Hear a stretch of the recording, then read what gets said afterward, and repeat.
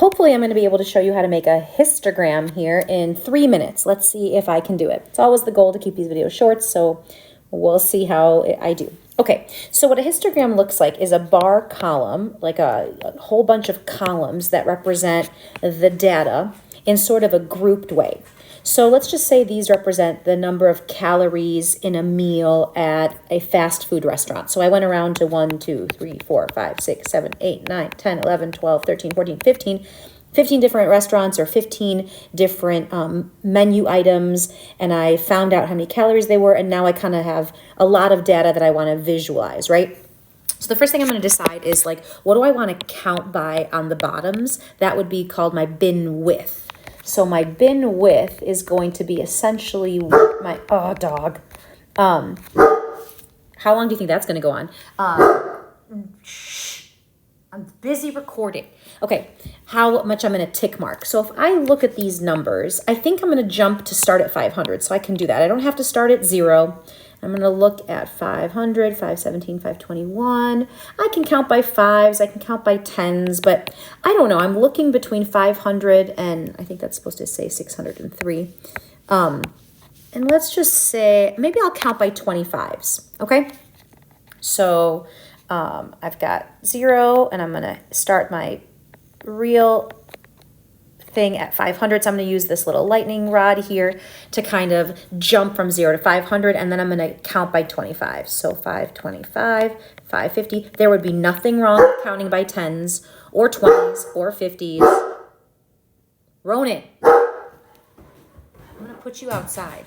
Okay, 575, 600, 625, and we'll kind of go from there. Okay, so now the height of a histogram tells me how often the thing that's happening in this range is happening. So if this column was 10 tall, that I would know that there are 10 numbers between this and this. I'll go back over that in a second. So here's what I'm going to do. I'm going to make like a little chart to be like, okay, 500 to 525, 525. Oh, I know why my dog was barking. Hey, babe, I'm recording. 550.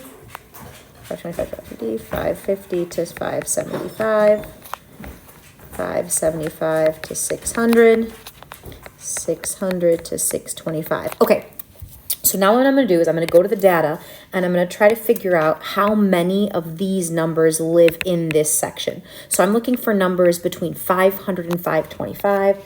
So there are this number's between that range, this one, and this one, so I'm just going to cut that off there.